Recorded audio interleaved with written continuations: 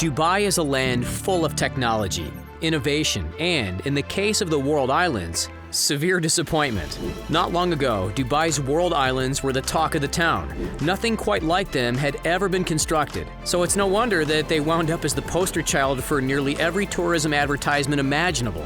But after the city funneled a staggering $14 billion into their development, the iconic landmark sat forgotten and abandoned, slowly being overrun by Mother Nature. So what happened? Where did it all go wrong? And is there any hope left for this Dubai icon? Let's find out.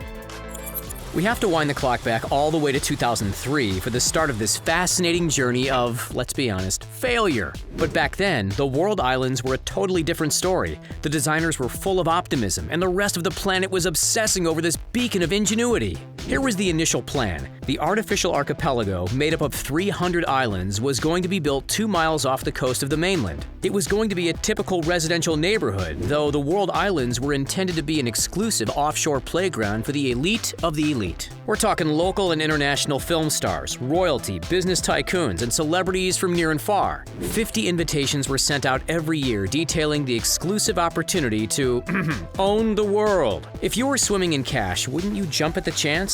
And if celebrities weren't buying, they were being dragged into the advertising. Richard Branson posed for photos on Little Britain in a Union Jack suit, while rumors swirled that Brad Pitt and Angelina Jolie had purchased Ethiopia, in line with the birthplace of their first adopted child, Zahara. The smaller islands were being advertised for $15 million, all the way up to $50 million for the larger ones. Not cheap, by the way. Why such high prices for empty islands? It's because a lot of work went into their construction. Clearly, these weren't naturally formed structures. These world-shaped islands were man-made, and building them up from scratch was a mighty ordeal. All up, a whopping 321 million cubic meters of sand needed to be brought in. Just to put that in perspective, imagine Yankee Stadium filled from bottom to top with sand. Now multiply that by about 150, and there's your visual. Impressive? Right? That doesn't even include the 34 billion tons of large rocks either. The sand was distributed across 300 islands over the course of 5 years, with one for almost every country in the world, ranging in size from 5 to 20 acres, and with up to 330 feet of water separating each island. The total area encompassed just over 20 square miles of land. Okay, let's talk about money. Ready for this? All things considered, this wasted project cost the city of Dubai a tear-jerking $14 billion. If instead of building the World Islands, the city put their money toward other avenues, the opportunities would have been endless, and Dubai could have been even further propelled into the global spotlight.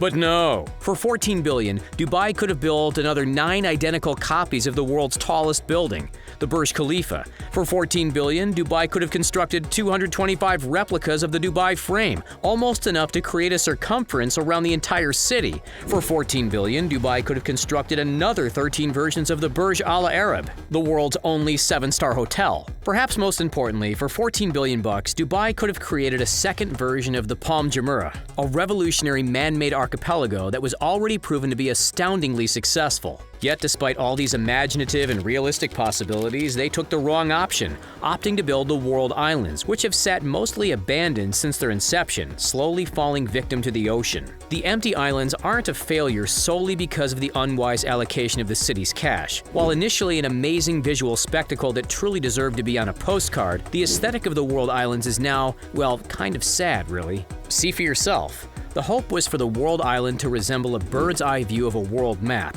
However, in reality, and to the disappointment of the city and the structure's developers, the archipelago turned out to be only vaguely recognizable at best. Where's Central America? Practically non-existent. And is that supposed to be Australia? Even continents have blurred together. Europe, Africa, and Asia have merged into, well, an indistinguishable blob of sand. But how did it get to this point?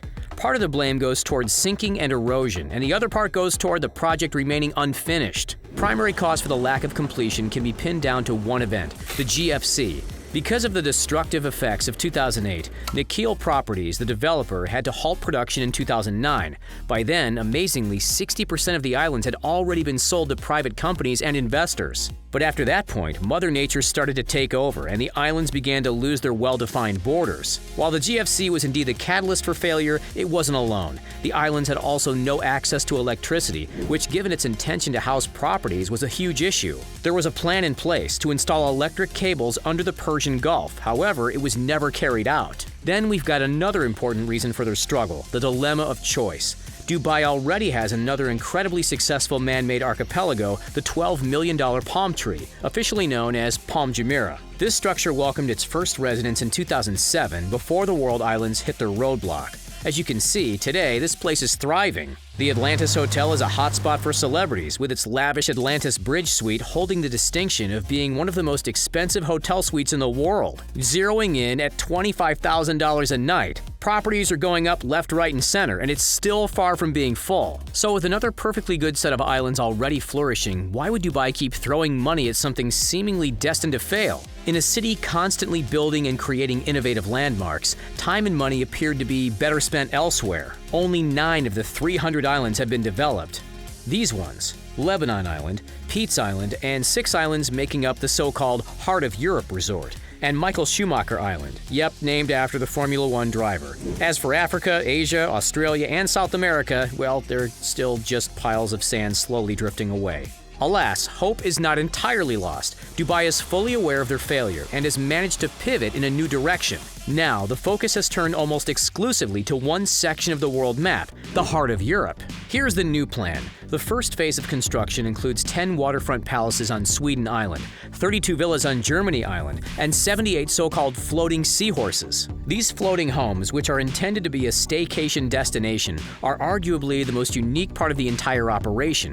They allow visitors to marvel at marine life from their underwater bedrooms and bathrooms. Pretty cool, hey? Phase 2 of the Heart of Europe features a pair of holiday resorts inspired by the colors and lifestyles of Portofino in Italy and the Côte d'Azur in France. Even though the city is making a clear and conscious effort to salvage the monumental stuff up, it's fair to say that the rest of the planet and Dubai itself has almost forgotten about the world islands, to the relief of the developer. Why? Because Dubai's constant innovations are eclipsing the long-forgotten failure. These days, the first thing that comes to mind is the Burj Khalifa. In a few years, that too could change, with a number of revolutionary projects already underway. Before too long, we'll see Dubai unveil the world's first dynamic tower, a $1.2 billion fully rotating skyscraper that will soar 80 stories and nearly 1,400 feet into the air.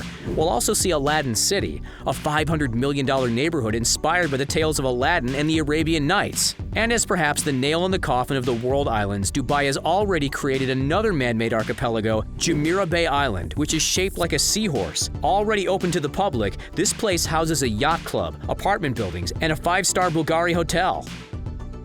Would you live on one of the Dubai islands if given the chance? Let us know in the comments down below. Don't forget to like this video, subscribe to The Richest, and have a great day. Catch you next time.